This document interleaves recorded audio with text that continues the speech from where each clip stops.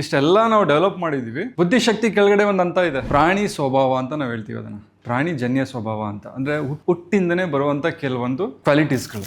ಉದಾಹರಣೆಗೆ heart beat ಆಗ್ತಾ ಇದೆ, ಊಟ ಮಾಡಿ ಜೀರ್ಣ ಆಗುತ್ತೆ, ಸರಿಯಾದ ಸಮಯದಲ್ಲಿ ನಿದ್ರೆ ಬರುತ್ತೆ, ಮೋಷನ್ಗೆ ಹೋಗ್ತೀವಿ, ಬ್ಲಡ್ ಸರ್ಕ್ಯುಲೇಷನ್ ಆಗ್ತಾ ಇದೆ. ಇದೆಲ್ಲವೂ ನಿಮ್ಮ ಬುದ್ಧಿಶಕ್ತಿಯಿಂದ ಆಗ್ತಾ ಇದೆಯಾ ನೋಡಿ. ಇಷ್ಟೆಲ್ಲ ಮಾಡಿದೀವಿ. ಹಾರ್ಟ್ ಬೀಟ್ ನ ಸ್ಲೋ ಆಗಿ ಮಾಡಿಸಿ ನೋಡೋಣ. ಇವತ್ತು ಒಂದು ಅರ್ಧ ಲೀಟರ್ ಬ್ಲಡ್ ಜಾಸ್ತಿ ಇನ್ಕ್ರೀಸ್ ಮಾಡಿ ನಿಮ್ಮ ಬಾಡಿ ನೋಡೋಣ, ಬುದ್ಧಿಶಕ್ತಿ ಯೂಸ್ ಮಾಡಿ. ಬಿಕಾಸ್ ನಿಮ್ಮ ಬುದ್ಧಿ ಇಂಟೆಲೆಕ್ಟ್ ಕಂಟ್ರೋಲ್ ಅಲ್ಲಿ ಇಲ್ಲ. ಇದು ಇವತ್ತು ಇಷ್ಟು ಹಾರ್ಟ್ ಬೀಟ್ ಆಗ್ತಾ ಇದೆ ಅಂದ್ರೆ ನಿಮಿಷಕ್ಕಿಷ್ಟು ಬಾರಿ. ಇದು ಎಷ್ಟೋ ಜನ್ಮಗಳಿಂದ ಬಂದಂತ ದೈಹಿಕವಾಗಿ ಬಂದಂತ ಒಂದು ಸಂಸ್ಕಾರ, ಅದು ನೆನಪು.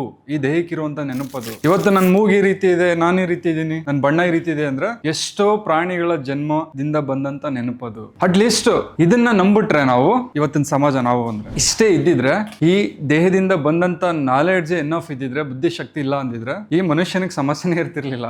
ಪ್ರಾಣಿಗಳಿಗೆ ಜಾತಿ ಇಲ್ಲ, ನನ್ನ ಹತ್ರ ದುಡ್ಡು ಐತೆ ದುಡ್ಡು ಅನ್ನೋದಿಲ್ಲ, ನಿಮ್ಮ ಹತ್ರ ದುಡ್ಡಿಲ್ಲ ಅನ್ನೋದಿಲ್ಲ, ಭೇದ ಭಾವ ಇಲ್ಲ. ಪ್ರಾಣಿಗಳು ಹೊಟ್ಟೆ ಹಸಿದ್ರೆ ಊಟ ಮಾಡುತ್ತೆ, ಆರಾಮಾಗಿ ನೆಮ್ಮದಿಯಾಗಿರುತ್ತೆ. ಕಾರಣ ಏನ್ ಗೊತ್ತಾ? ಇದು ದೇಹದಿಂದ ಬಂದಂತ ನಾಲೆಡ್ಜ್ ನ ಯೂಸ್ ಮಾಡ್ಕೊಂಡ್ ಬದುಕ್ತಾ ಇದೆ ಪ್ರಾಣಿಗಳು. ಈ ದೇಹದಿಂದ ಬಂದಂತಹ ದೇಹದ ಅರಿವನ್ನ ಅಬ್ಸರ್ವ್ ಮಾಡಿ ಬದುಕಿದ್ರೆ ನಾವು ಫುಲ್ ಖುಷಿಯಾಗಿರ್ತೀವಿ, ನೆಮ್ಮದಿಯಾಗಿರ್ತೀವಿ, ಯಾವುದೇ ಕಾಯಿಲೆ ಬರಲ್ಲ. ಯಾವ್ದಾದ್ರು ಕಾಡು ಪ್ರಾಣಿಗಳ ಕಾಯಿಲೆ ಬರುತ್ತಾ? ಎಲ್ಲೋ ರೇರು.